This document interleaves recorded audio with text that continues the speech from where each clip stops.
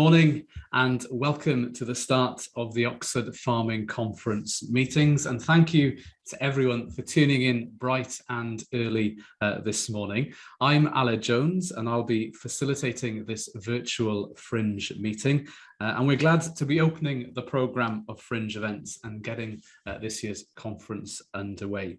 Now, the topic we'll be discussing this morning, controlling our future land uses, appears to have a very neat symmetry with the publication at the end of the conference of its report on natural capital, the battle for control. Now, despite the possibly common theme of who controls our assets and how we use them, there has been no collusion between the organisers of the conference and the organisers of this Fringe event, which is the Central Association of Agricultural Valuers, the CAAV. And alongside me, I have the Secretary and Advisor to the CAAV, Jeremy Moody. Good morning, Jeremy, and welcome. First of all, tell us a bit more about the association and its work. Well, thanks very much, Aled, and very good to be here, if not in person, but to be able to review the issues and to have the opportunities that the conference offers. The CAAV is the national specialist UK-wide professional association for those professionals advising and acting for farmers and landowners. Across, as I said, across the UK, we brief members, we represent them, and we also qualify them by examination. So fellows you will see with the letters FAAV. Our style is to look for practical answers, both for individual clients and in terms of our work with government on policy. And what we're looking here to do, and taking the opportunity of this conference with its style, is to look ahead, because in looking ahead, trying to understand trends and seeing where things are going, we can give the best advice to help clients in each of their positions. We are looking there to offer clients trusted advice, trusted support, safe challenges, good friends to help people through. And in looking at that and the issues that we'll talk through today, back in the spring, we published this text, which is available on the website for free, on looking at future rural land uses, exploring the kinds of pressures we'll talk through today, and that's there for further reference. Thank you very much, Jeremy. And I should say also at this stage, there is a chat box. So if you want to share any comments or thoughts as we go through, you're very welcome to do so on the chat. We are aiming to have a very brief Q&A session towards the end. There's an awful lot of ground that Jeremy wants to cover over the next 45 minutes. But when we do get to the end, we're hoping that we'll have some time for Q&A, and the process, how it'll work, you'll simply raise a hand and then you'll be unmuted where you can ask your question. So I'll explain that once again. I think there's an explanation in the chat box already. But let's get underway. And it's always useful to start, Jeremy, by setting the scene. And in doing so, how would you describe the current pressures for change in terms of farming and land use? I think rather, as was discussed on the farming programme, I think this morning from the conference's chairman, we see a time of nearly unprecedented change. And we talk about this as a generations change within the decade. We're seeing the generation of area payments since McSharry in '93 being unwound. And we're seeing the generations change to reach net zero in 2050. And those two both we see bringing major pressures to bear on rural land management, on rural land use over this period. And so while Brexit is often the occasion and something that people will talk about, and the withdrawal of BPS under our new policies in England and the pressure on BPS elsewhere in the UK, that is almost only the occasion for a great many other things that are happening. We have those pressures for climate change mitigation, but also adaptation to it. We have technologies coming which will radically change how much farming is done, but also possibly producing alternatives to farming for food production. We have very topically the pressure on labour, and that seems unlikely to lighten, but going with that, the demand for investment, everything from what people will need for slurry stores if they wish to stay with livestock, right the way through to automation, substituting for labour or opening up new opportunities. We have the changes in trade coming through, again, phased like movements in basic payment, but nonetheless, again, changing the environment that we're in. Shifting public tastes. If the consumer wants different things, that will drive markets and what people produce and how it is done. But we have regulation, increasing regulation for biodiversity, for water, for air quality and animal welfare coming through. And that's accompanied, of course, and particularly now that we in this country are responsible for our own decisions, by greater scrutiny of what we do. And those are things that we have to rise to. And then the new economics coming in with renewable energy, with forestry, with other things demanding space, that really brings us to the topics for today. And with all those drivers for change, right at the very heart of it, obviously, is the farmer and the landowner. And it's ultimately going to be their decisions that's going to drive and realise this change. I think that's an absolutely critical point. The future is what we make it. It's easy for discussions like this to be diverted by policy. Policy is interesting, it's bright, shiny, attractive, you can talk about it and it's slightly out of your control. But what the farmer has only ever controlled is within the ring fence and under his boot. And those decisions made by families, by people, by businesses on the ground are actually what will shape what we have, the landscape we come out with, the land uses, the businesses, whether we're profitable or not, more than public policy will. Policies can help, policies can hinder. Policies we can try as an association and other organizations in the conference to influence. But actually what we're looking at is the positive actions are those taken by individuals for their own reasons and their own motives, which is where we would see, again, our members as trusted advisors come in to give support to people, clarifying their objectives, seeing how they will get from A to where B might be, how they secure and keep value, how they find, win and hold commercial margin for the future. And it's those decisions, whether people choose to be negative or look to be positive, how we manage that at the individual level is what will make the future. And whether policy helps or hinders, there's still an awful lot happening on the policy front, Jeremy, particularly mapping out the landscape post BPS. And I know this is something you've been following closely and following the developments across all four countries, England, Scotland, Wales and Northern Ireland. What's happening across the UK? Yeah, so while England is clearly more advanced, there are relatively similar trends coming across the UK. There is, at least until 2024, a common pot of money. That money is, though, going to be repurposed in a number of directions. And while saying that England is more advanced, the policies being outlined over the last 12 months in Scotland are actually even more radical than this in terms of looking for major climate change driven transfers of land use to forestry, 620,000 acres worth of peatland restored. And then we're then looking at a 31% reduction in greenhouse gas emissions from agriculture, of which at the moment, perhaps 12% has been found. And that's by 2030. Those imply major changes in how Scottish policy will evolve as its legislation comes through. In England, we've already begun the withdrawal of BPS. And in that, it's worth just noting that BPS is only significant for a third of our output by value, but for a very much larger area of the land that we farm. We're looking at, if climate change, we don't, on those Scottish figures, know yet half what we've got to do by 2030. And that again drives major change in all of this. But money goes from BPS very largely to buy environmental change. It's evident in England that 90% of the BPS money will wind up one way or another in public goods purchase, 10% supporting productivity benefit. We're looking within that, 2/3 of that money heading for habitat change. So the bit that's unfolded at the moment, sustainable farming incentive, about the things you can do while farming, that's more within the traditional realms of what we've understood by agri-environment. I think we're now looking potentially, and we wait to see what the Secretary of State will say tomorrow in his speech in the conference, on local nature recovery and landscape recovery. But we're looking at those potentially being more radical in their approach to land use again, and fitting in with other policies coming through like biodiversity gain. But those will be priced to give margin. We've got the DEFRA payment principles paper that moves from the European Union's compensation approach towards new approaches in which we might begin to see the environment as an enterprise, not as a compensatory activity. That becomes more interesting, but it seems clear from the way DEFRA are wording things that they're looking at this so that it's not so well priced that it crowds out private money. The private money that might come in from supply chains or third-party investors. And this is where we need to look very carefully at how this then drives restructuring and changing land use through markets. The critical thing is that whichever policy we're looking at, we have the 2020s essentially as a transition period, for values to adjust, for people to make decisions, to think first, act, decide and implement. But that doesn't give much time to lose. Does all this change potentially lead us to viewing productivity slightly differently? And what do we mean by productivity, Jeremy?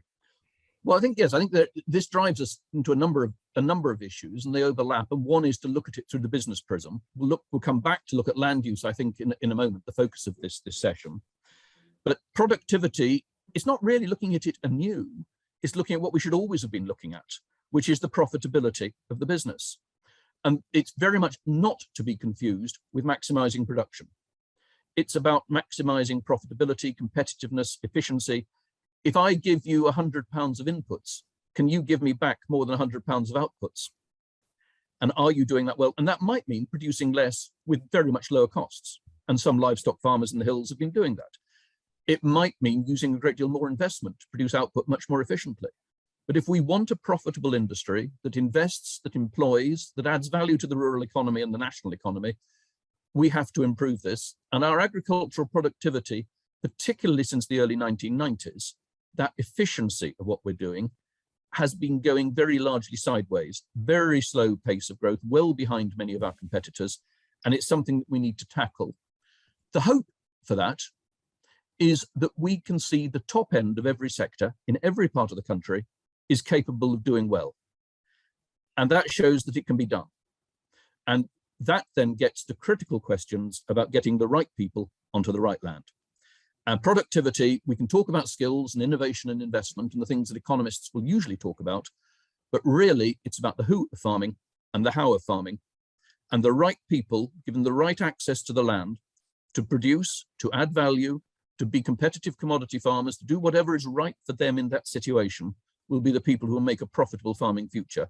And trying to open the doors to that, help people who wish to make way for the good existing and new businesses to come in, do that well. That's a major task that we have over this coming decade.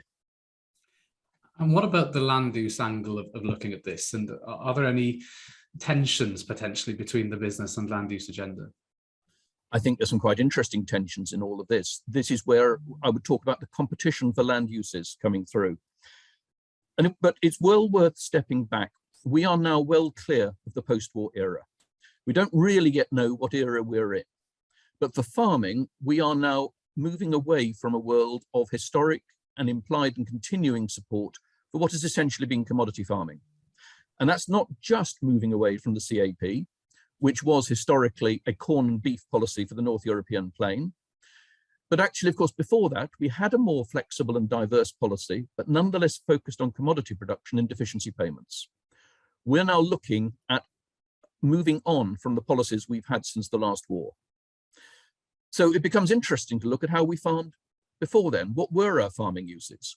That we have made England, for example, more arable than England was as a country in those years. Is that where we will naturally be as we go into the future? Farming uses have always been changing ever since Neolithic man first started bringing serious arable farming into this country.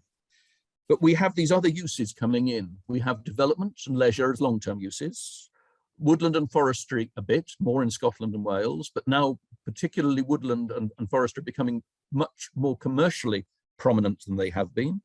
We have the new competition looking at significant areas of land for solar farms coming through. And now where government is creating markets for nature, for carbon, for water management, and those coming in, and this can be put quite starkly, I think, just by quoting two figures. The first from George Eustace's speech to the CLA conference at the beginning of December. 60% of the value of our agricultural output, he said, comes from 8% of our land. The Henry Dimbleby food strategy paper, published back in the summer, said that 20% of our land produces simply 3% of our calories. Now, calories are a poor measure and they're only about energy and not other nutrients, but those illustrate that there are ways in which land use might shift and adapt. But as you say, it's never going to be neat, it's never going to be easy, it's never going to be quite as simple as those raw figures suggest. And I think it's worth just looking at two areas. And the first is lowland peat. Peat is a nightmare for the government on climate change. It's about emissions reduction, far more than carbon sequestration. Upland peat, as I've noted earlier in Scotland, but right the way across the UK, there are programs for peatland restoration.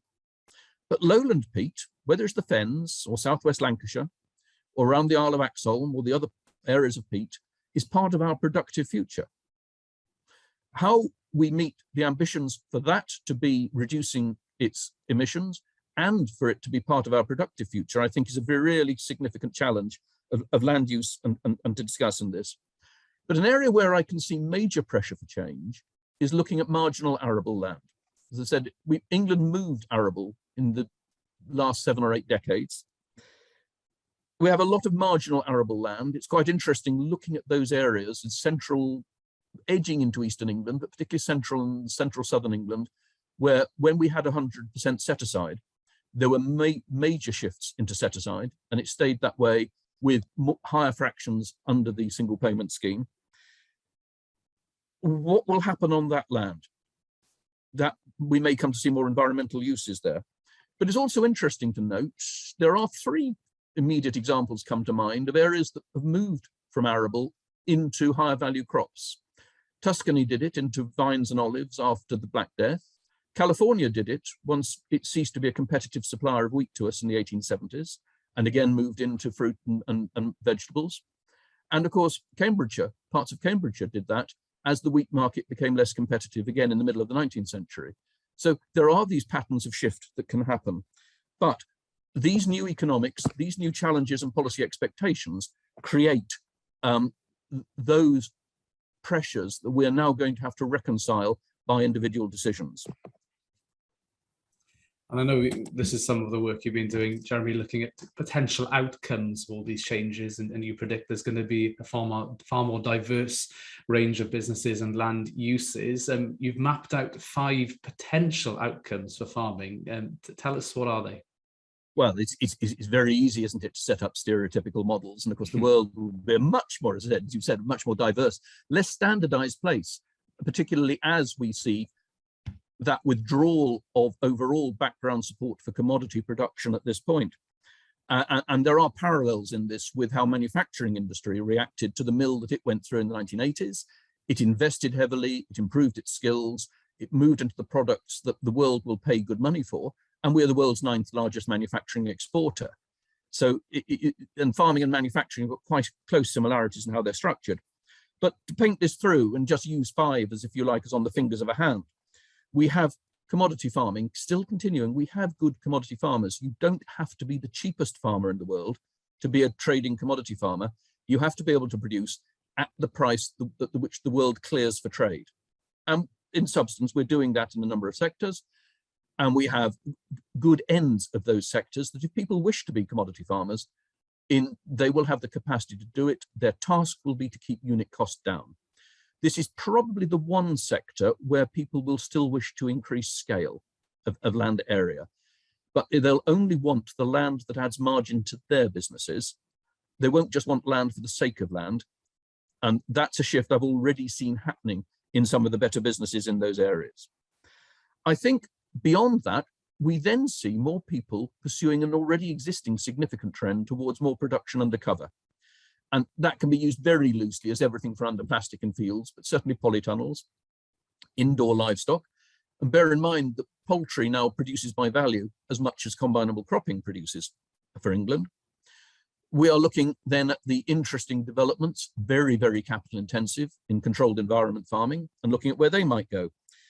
But producing the opportunity to use capital investment to produce a higher value product with a higher margin that you can sell well seems an obvious trend coming through this. And you're looking, for example, at some of the big glasshouse developments going on, using energy, heat off the back of other energy production, and so on as channels in this.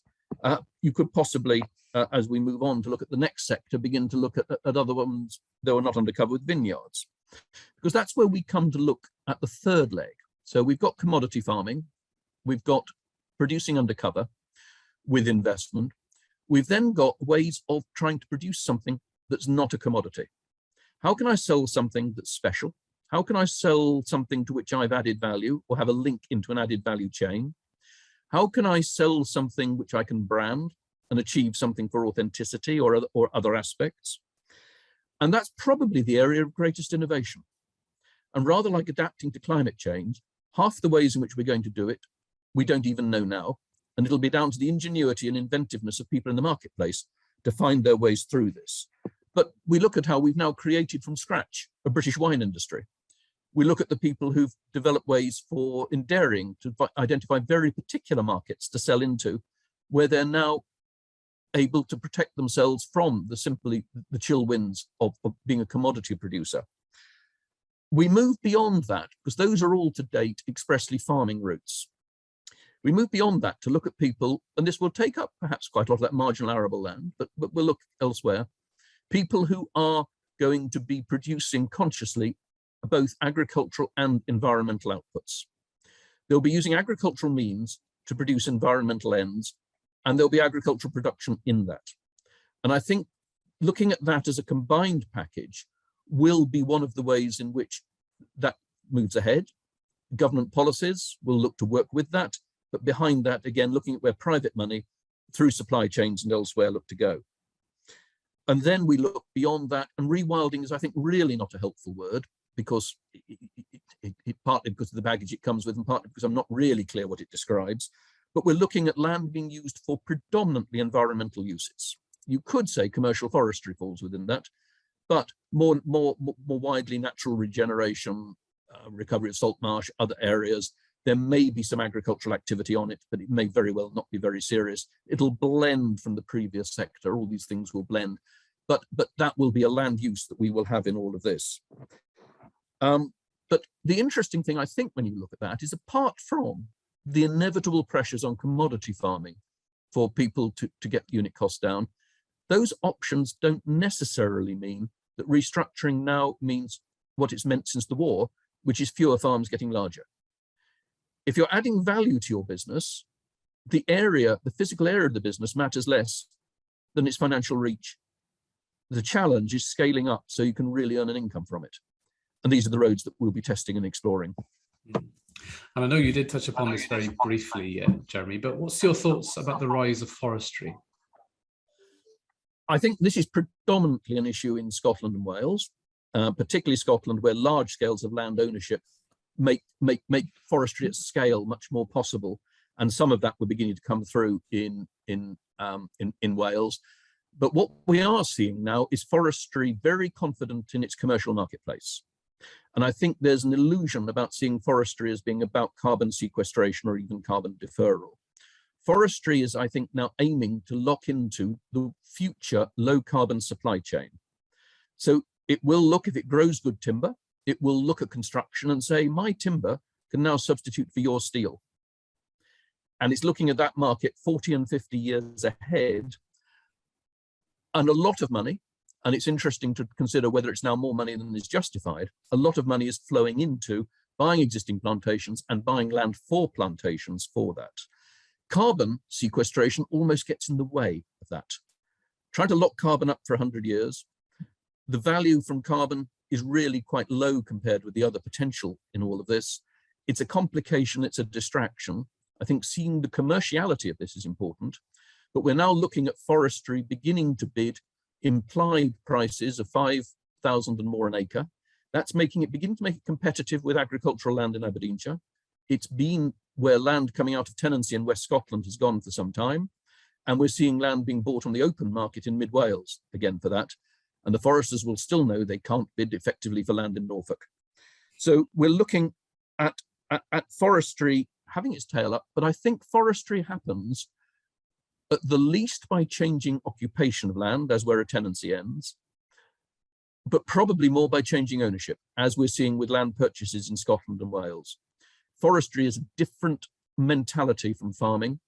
Most of the estates that do forestry have already got a significant commitment to it. So how much more do they want to do? But it's a long-term time horizon. It's not generating immediate income.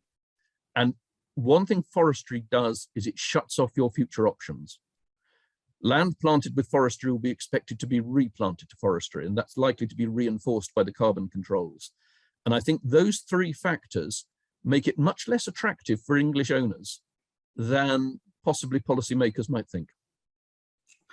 We're also seeing some new markets emerge, Jeremy, for biodiversity net gain and carbon. What's your assessment about the income potential those markets might bring and the potential pitfalls? All discussions around this talk about nascent markets. I'll come back to carbon in a moment, but even that market, such as it is, has only really been around for a dozen years or so. And we're very much in the foothills of understanding all of this. And in many ways, of course, they are at present sort of quite unregulated, unshaped, and that in itself detracts from the value that could be achieved. What I see here, firstly, is if we look at these are markets that have been created by regulation. In a sense, the land market is created by regulation. The land market, government policy, the land registry defines title, and we have very, very sound and understood measures how we measure land. We know we're buying so many acres of land at a time. And markets rely on knowing and being sure that what they're buying is there, and they're relying on knowing how much they're buying. And those structures are being put into place at the moment. So we look at biodiversity net gain. We've been playing with it for a decade, since England's Natural Environment White Paper. We now have it under the Environment Act to be introduced. We have a measurement that comes through, and of course it's not about biodiversity at this stage, it's about habitats. And we're measuring different habitats, and we're saying that where a development is to happen, that is to leave 10% more biodiversity behind than it started with. And so it's trading, we want better habitats is really what that's doing. And that derives value because it locks itself into the uplift in value with planning policy, with a planning permission. That seems a significant driver of value. If I can only get my planning permission by doing that, that firstly drives development away from biodiversity-rich sites, but it also encourages money to go towards biodiversity improvement because that then unlocks that extra planning value. That seems likely to be an important driver of value, well worth looking at and exploring, particularly since some of the modelling we're doing points to it not only driving development on greenfield land rather than brownfield land, because a lot of brownfield land's got more biodiversity, but also driving it towards marginal habitat improvement on arable and silage ground, rather than taking land completely out of agricultural production. Early models look to people being able to secure quite significant values from moving from grass to species-rich meadow. They can still graze. And that seems quite an interesting outcome, linking with farming rather than being instead of farming. Nutrient neutrality, this is trade in phosphates to an extent in nitrates, a live issue in quite a lot of catchments across southern England and southern Wales now, particularly Somerset levels, parts of the Solent, but from Kent to Cardiganshire, areas around Loch Leven, Northern Ireland, we're seeing this, and that is about taking land out more seriously. That looks like taking land out for 100 years, rather as carbon sequestration should be taking land out for 100 years to do the genuine compensatory effort. But again, that locks into development values. So that has the potential, and figures emerging in the market as a very disturbed markets beginning to settle down, look to be of the order of £5,000 or £7,500 a house unlocked by it. That begins to start offering significant value.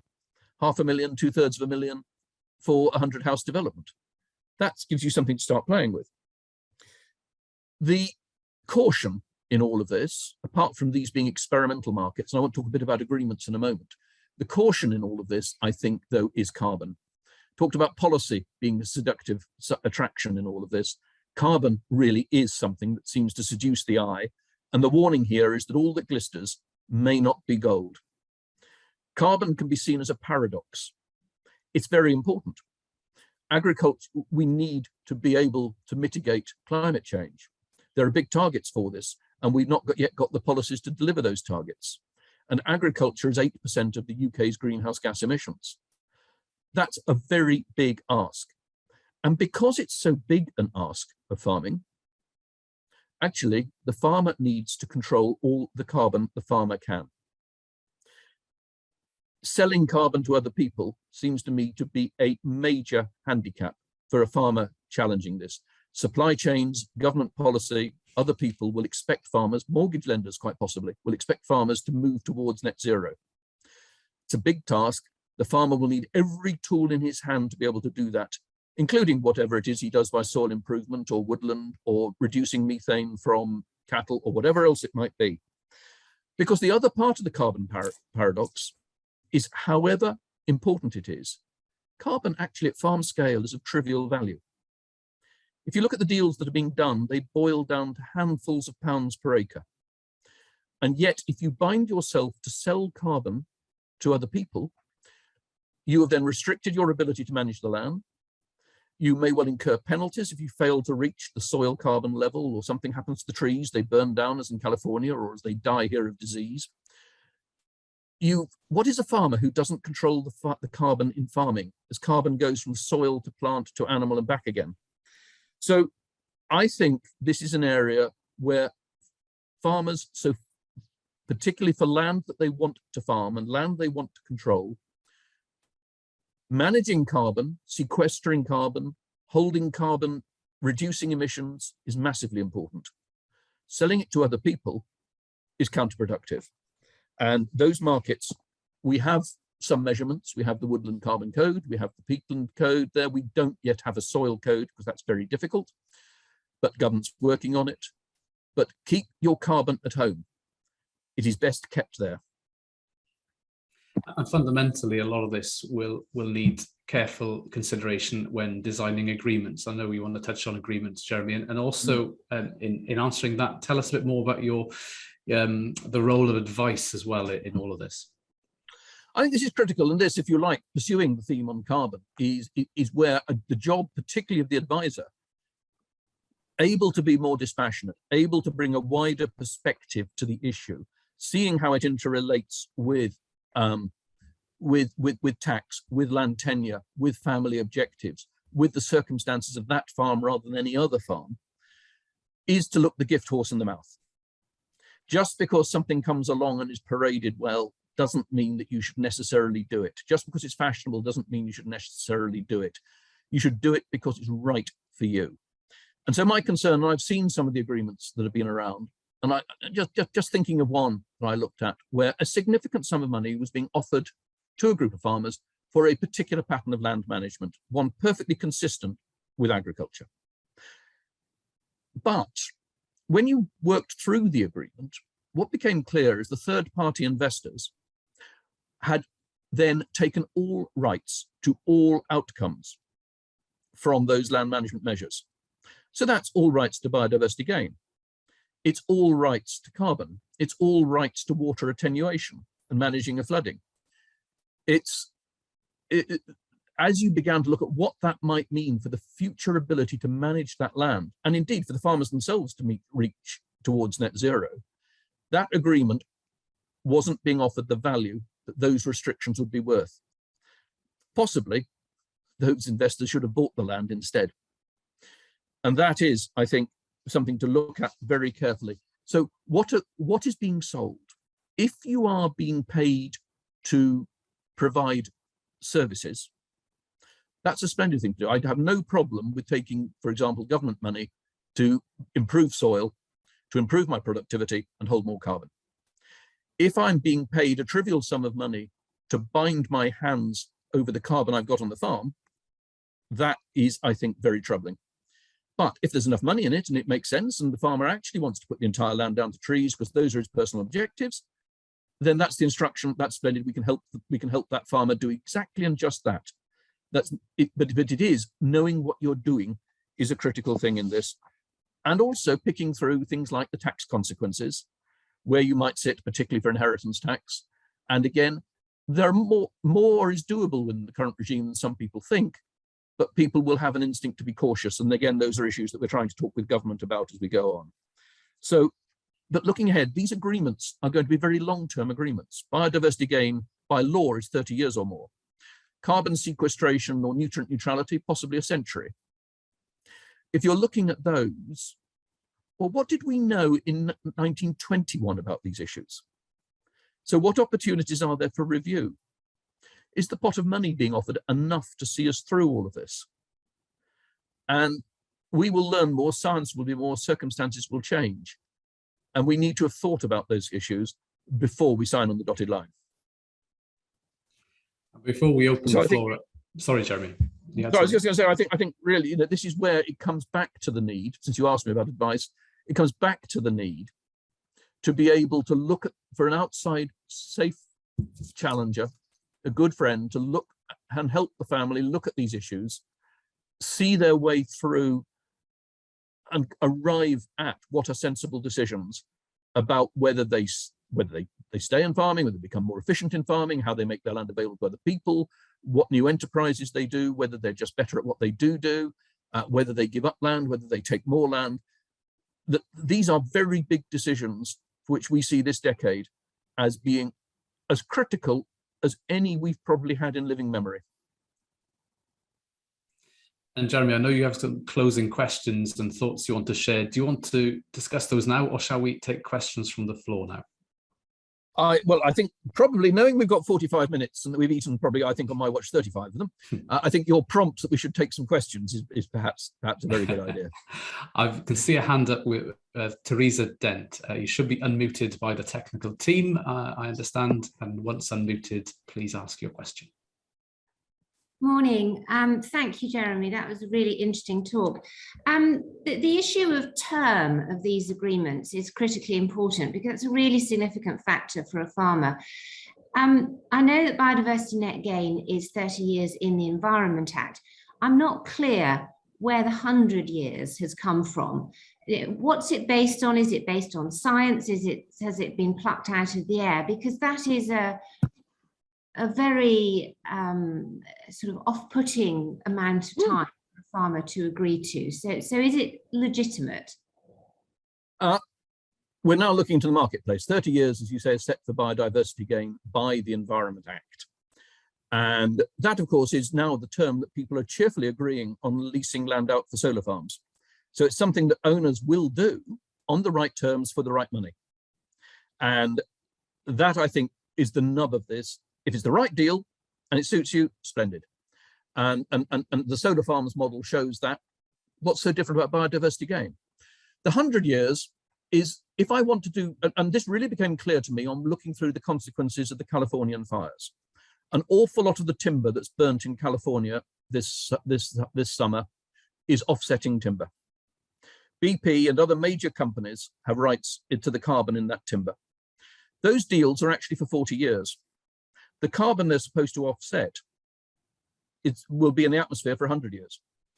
The paperwork around on phosphate neutrality, again, is looking at a 100-year expectation to remove, for the phosphates finally to run out of the land. And so that's more about science than about the law. But if you're looking at forestry as a means to sequester carbon, if you're expecting to grow your Sitka spruce on a 40 or 50-year rotation, that's not sequestering, that's deferring emissions. That's not a bad thing, but you shouldn't pretend it's sequestration. It's buying people time, that's useful, but it's not ultimately balancing the carbon in the atmosphere. And as you say, 100 years is a facer, and you do come to some of these discussions where in the end, the better answer is to buy the land, unless you see this as part of an estate's very long-term portfolio. Thank you, Jeremy, and thank you, Teresa, for that question. Anyone else who wants to ask a question, please raise your hand using the hand symbol. We've got David Renton. Over to you. Hi there. How would you couch the cooperation between landowners? I work for an Oxford College, we're a landowner, and farmers. You know, there's sort of lease systems. Are we doing well in this area, or are there going to be issues between us all? You know, because we need to work together, I guess. We've got to work. We've massively got. Jeremy's been muted, I think. Yeah, Jeremy, I think there should be a prompt on your screen to unmute. Yes, I quite wanted to unmute too. Yes, I was saying landowners and farmers have got to cooperate massively. This is about unlocking the greatest value from the cake we possibly can and finding our way through with as much flexibility as we can. If you're looking at a college with land that's let out to tenants, it's being clear-sighted and realistic and honest in dealings with each other. The capacity of two parties to get across to each other to destroy value and opportunity is significant.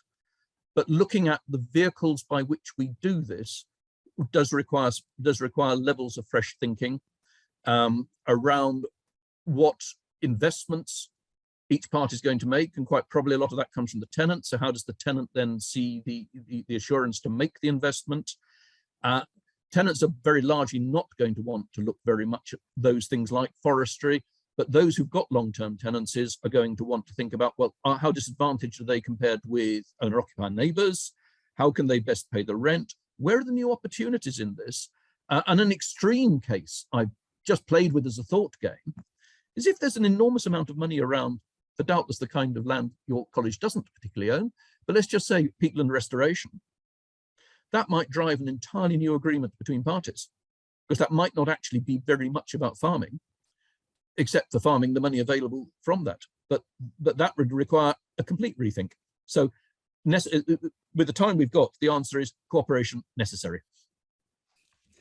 Thank you, Jerry. Thank you, David. Lucy Beattie, your question next, please.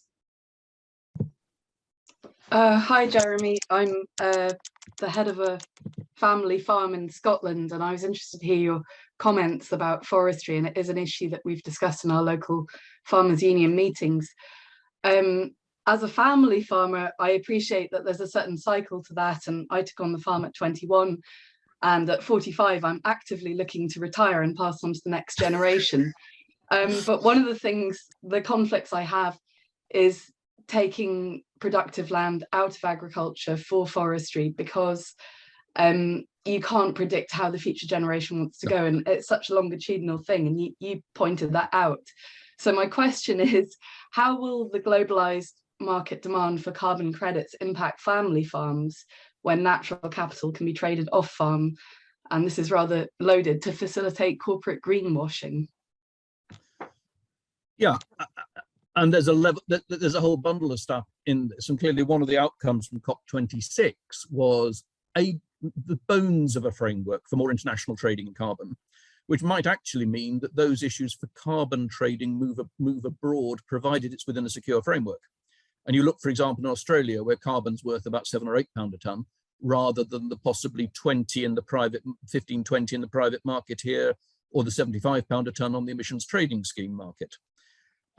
So actually that could simply, if done securely in ways in which people have confidence, then the carbon market could go abroad anyway. Secondly, I don't think there's the value in carbon at farm scale, certainly not yet.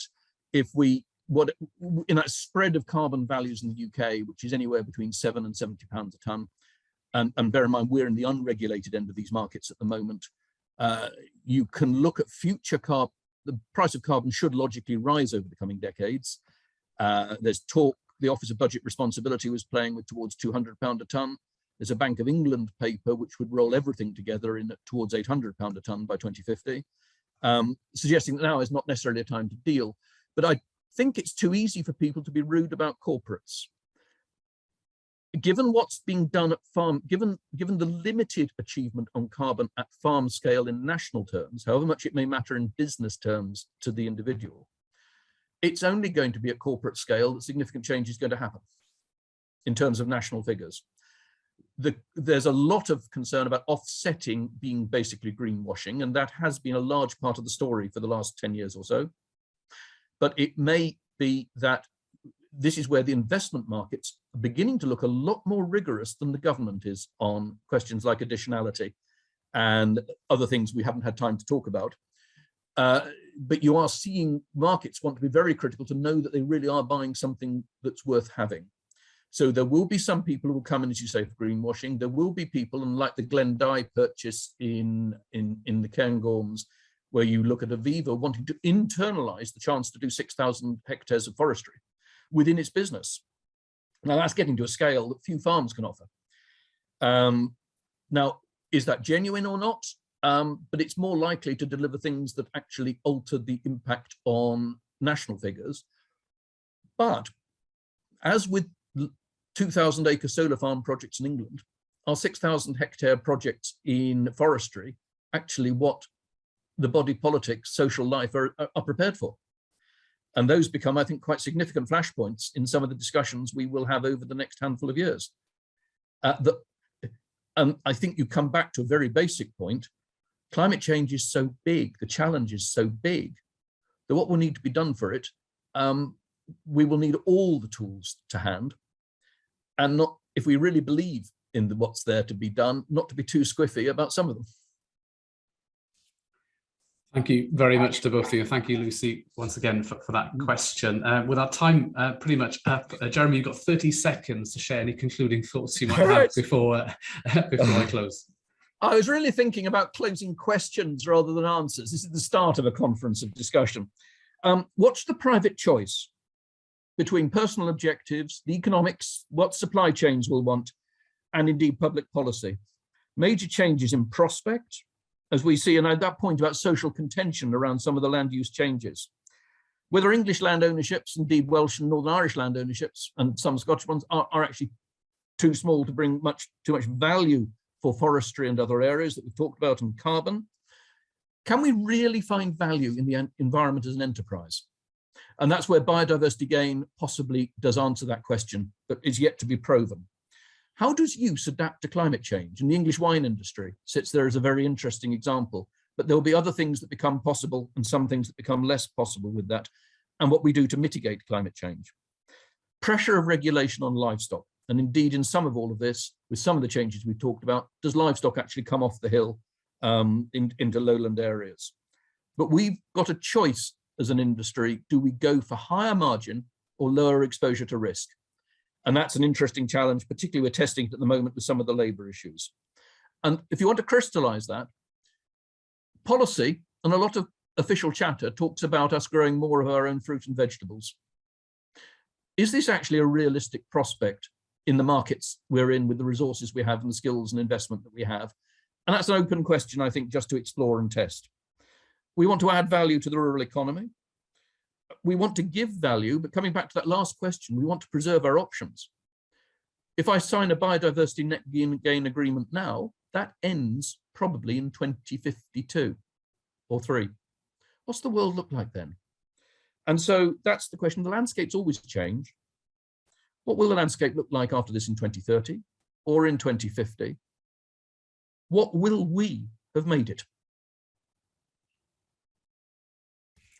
Thank you very much, Jeremy. And the message there, loud and clear for me anyway, the future is in our hands. Thank you once again for a thoroughly comprehensive and thought-provoking presentation. A copy of Jeremy's paper on the future uses of rural land is available on the CAAV website. Just head to the resources section. It's there under free publications. You'll also find many other discussion papers, including ones on taxation and productivity, the role of technology, and others. You'll also find over 30 episodes of the CAAV podcast, and also on the website there's a very useful find a member function where you can search and find any local members in your areas, CAAV members that is. Thank you once again for everybody for tuning in this morning, and please do enjoy the rest of the conference.